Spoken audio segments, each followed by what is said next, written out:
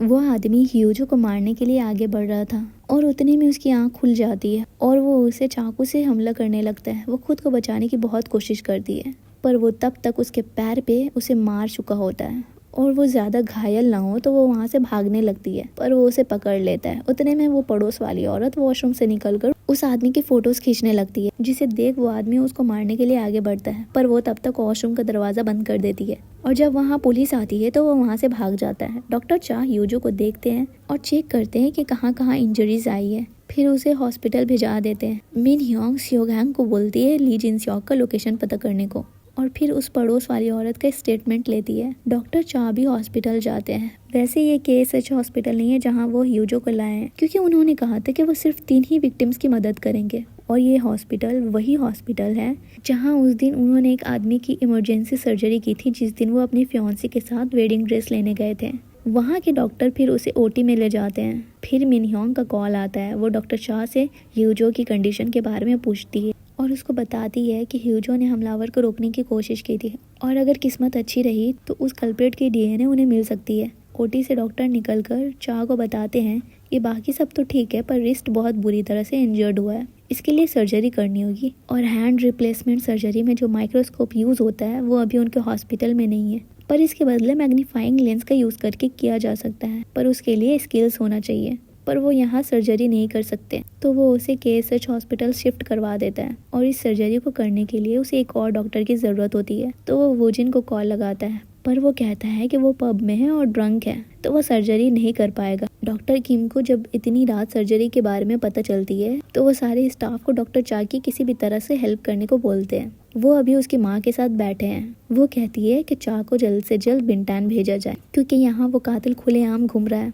फिर किम कहते हैं कि समझ नहीं आता कि हेजिन की मौत को वो भूल क्यों नहीं पा रहा है, क्या इसकी कोई और वजह भी हो सकती है। वहाँ डॉक्टर चा सर्जरी शुरू कर देते हैं और यहाँ मिन ह्योंग को ली जिन सियोग का लोकेशन मिल जाता है। वो एक कन्वीनियंट स्टोर में बैठा नूडल्स खा रहा था पर उन लोगों के आने से जस्ट पहले ही वो वहाँ से निकल गया था तो वो उन लोगों के हाथ नहीं आता। सियोगैंग मिन ह्योंग से पूछता है आखिर ली जिन सियोग है कौन।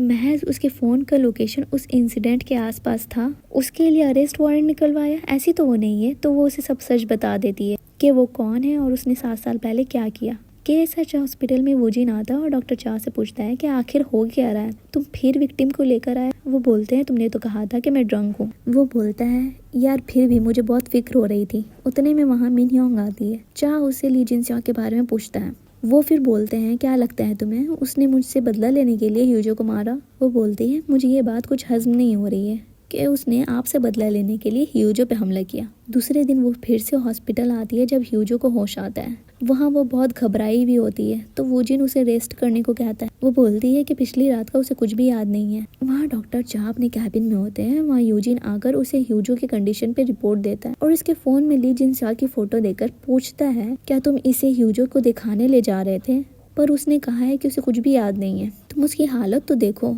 वो कहता है उसकी दुश्मनी मुझसे थी तो ह्यूजो पे हमला करने का क्या रीज़न हो सकता है। पुलिस स्टेशन में इसी केस पे जब इन्वेस्टिगेशन चल रही थी तब एक सीनियर ऑफिसर मिन ह्योंग को बोलते हैं कि इस केस को अब से वो हैंडल करेंगे क्योंकि इसमें उसका भाई इन्वॉल्व है और वो नहीं चाहते हैं कि सेंटिमेंट्स में आकर वो कुछ भी करे और वो उसे बोलते हैं कि बिना उन्हें रिपोर्ट किए कुछ ना करे। डॉक्टर चा अपनी लॉयर फ्रेंड को ली जिन सियोग के केस पे जो भी इन्वेस्टिगेशन चल रहा था उस पे इन्फॉर्मेशन निकालने को कहते हैं। मिन ह्योंग और सियोगांग को पता चलता है कि ली जिन सियोग अपने ठिकाने पे आया है तो वो वहाँ जाते हैं और दूर से पुलिस की सायरन सुनने के बाद वो वहाँ से भाग जाता है। ली जिन सियोग काम करके अपने रीट्रायल के लिए पैसे इकट्ठे कर रहा था। वो चाह की लॉयर फ्रेंड के लॉ फर्म चाहता है, उसको अपने रीट्रायल के केस के लिए हायर करना चाहता है क्योंकि उसने सुना था कि वो पिछले साल एक रीट्रायल का केस जीती है। उसकी लॉयर फ्रेंड डॉक्टर चाह को कॉल करके बता देती तो वो कहता है कि उसे वहीं रोके रखे, वो आ रहा है। पर जैसे कि वो हॉस्पिटल में एक पेशेंट को चेक कर रहा है और वो कोई और नहीं एक जानी मानी एक्ट्रेस है तो डॉक्टर किम उसे वहाँ से जाने नहीं देते।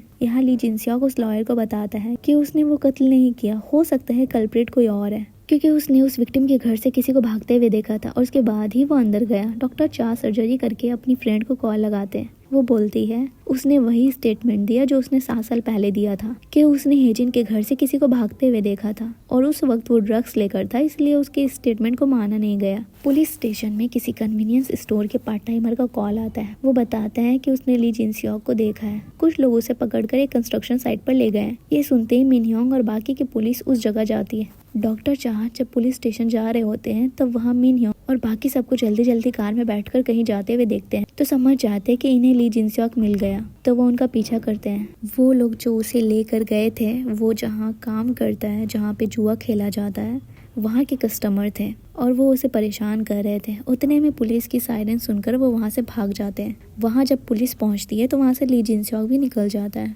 और सीढ़ी पे उसे डॉक्टर चाह मिलता है, जो उसे पूछते हैं कि वो जेल से निकलने के बाद उससे मिलकर क्या बताना चाहता था। वो कहता है ये तुम्हारी ही चाल थी ना, मेरा वो मास्क खोलना, मुझे सबके सामने रिवील कर देना ताकि असली कल्प्रिट पकड़ा ना जाए। वो कहता है बकवास बंद करो, अब बताओ क्या पता चला है तुम्हें। वो कहता है कि जब वो उसकी फियांसी के घर के अंदर गया वो पहले से ही मरी हुई थी, वहाँ से कल्प्रिट उसे मारकर भागा था। डॉक्टर चाह को फिर याद आता है कि हेजिन के घर वो उस रात वहाँ पे थे और उसके हाथ पे खून लगा हुआ था। तो ली जिनसियोक उसकी शक्ल देखकर कहता है क्या हुआ, कुछ याद आया? वो तुम ही थे ना जो उस रोज वहाँ से भागे थे? तुमने मारा ना अपनी गर्लफ्रेंड को? क्यों, वो चीट कर रही थी क्या तुम्हें?